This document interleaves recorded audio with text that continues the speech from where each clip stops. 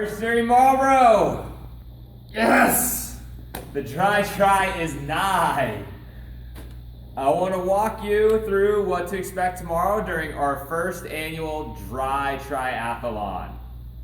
The first event is our 2K row.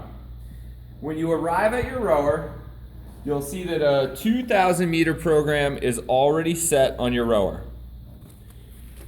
You'll take a seat, adjust your foot plates as needed, and wait for the 3, 2, 1 go from your coach before grabbing the handle.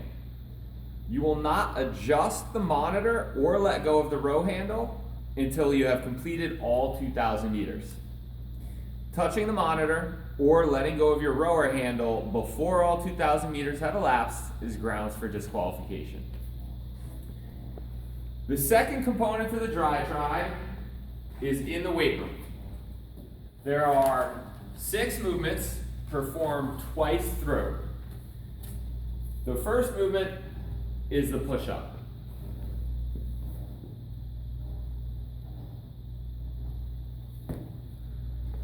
Tomorrow, our expectations are that you start with arms straight, lower your body until your chest touches the ground, and then return to arms straight.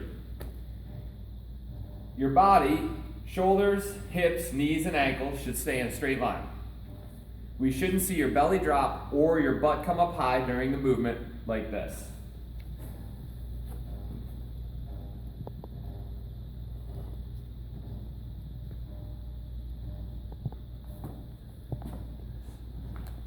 The next movement is the tap squat.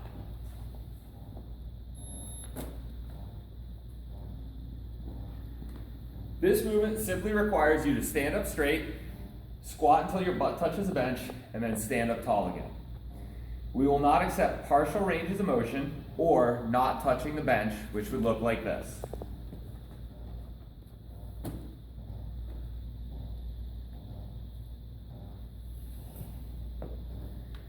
The next movement is the burpee.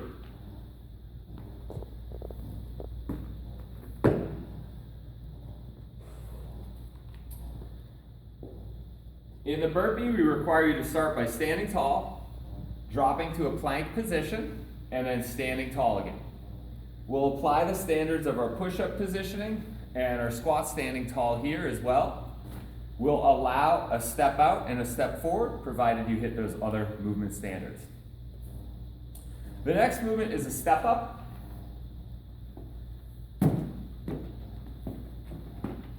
In this movement, we require you to start with both feet on the ground, step up to the bench, finishing with both feet on top of the bench, standing tall. We'll apply the same standards as our squat standing tall here. The movement after that is the bench hop over.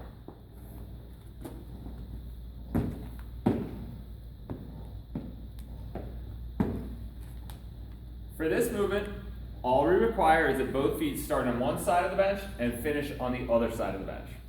We'll accept hop overs and step overs as long as you're stepping over the middle of the bench, not the end, and finishing with both feet on the ground. The final movement is the plank jack.